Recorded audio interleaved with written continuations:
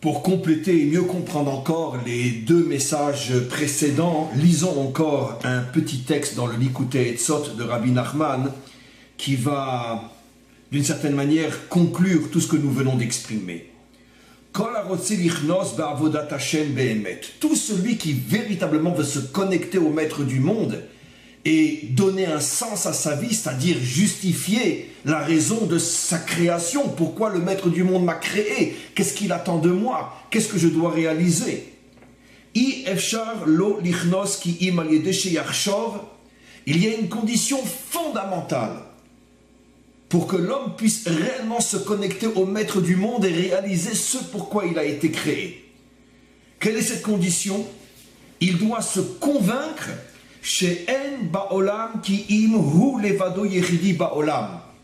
il doit se dire je suis seul au monde. On va comprendre ce que cela signifie. Ça veut dire un homme, pour pouvoir véritablement atteindre le sens profond de son existence, doit se voir, doit se ressentir comme s'il était seul au monde. Et de ne plus tenir compte de tous ceux qui nous entourent et qui nous critiquent et qui essayent de nous mettre des bâtons dans les roues, qui nous découragent ou qui essayent de nous séduire pour nous emmener vers de fausses réalités, pour nous détourner de notre véritable mission. Parce que le problème est que l'homme n'est pas seul. Et l'homme voit, l'homme entend, l'homme écoute. Et il voit tout autour de lui quantité de personnes qui vont dans d'autres chemins. Et ces autres chemins sont toutes sortes de mensonges qui éloignent l'homme qui cherche l'authenticité, qui l'éloigne de sa véritable mission. Et comme l'homme est généralement vulnérable, il est à l'écoute, il voit. S'il n'a pas cette force en lui de se dire je ne vois personne, je n'écoute personne, je ne connais personne, il n'y a que le maître du monde et moi. Si l'homme n'arrive pas à se sentir seul dans ce monde et que finalement il devient un mouton qui suit la majorité, si finalement il se laisse influencer par tous les différents courants, par toutes les idéologies, par toutes les modes, par tout ce qui se dit et tout ce qui se pratique dans ce monde, il n'arrivera jamais à atteindre le but réel et profond de son existence. Parce que tout ce qui se passe dans ce monde, tout ce qui m'entoure ne sont que des mensonges. Des mensonges plus ou moins vrais, ou des vérités plus ou moins fausses. Mais ce sont de toute façon que des mensonges. Parce que l'être authentique, ni n'entend, ni ne voit, ni ne regarde, il avance seul avec le maître du monde. Tu dois sortir de toutes les influences de ce monde et te considérer comme si tu étais seul dans ce monde. Et de ne pas tenir compte de tous les obstacles provoqués par les hommes eux-mêmes, leurs séductions, leurs idéologies, leurs fausses vérités et leurs vrais mensonges.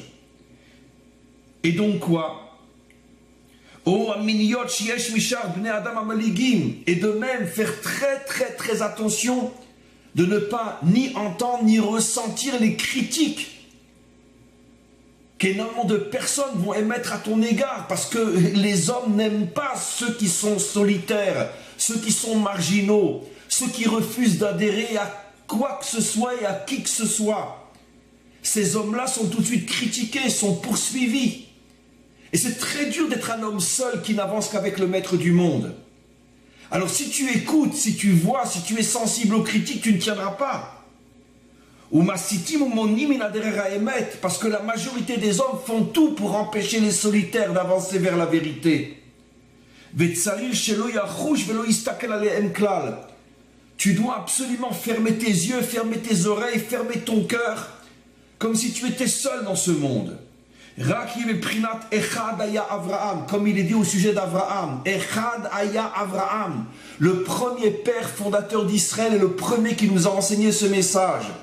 Il était seul, unique au monde, comme si véritablement il était le seul homme sur terre, donc personne ne peut l'influencer, personne ne peut le séduire, personne ne peut le critiquer. Alors évidemment qu'il a été extrêmement critiqué, évidemment qu'il y a eu des milliers de tentatives de le séduire et de l'amener vers le mensonge, mais lui a vécu comme s'il était seul, dit le verset.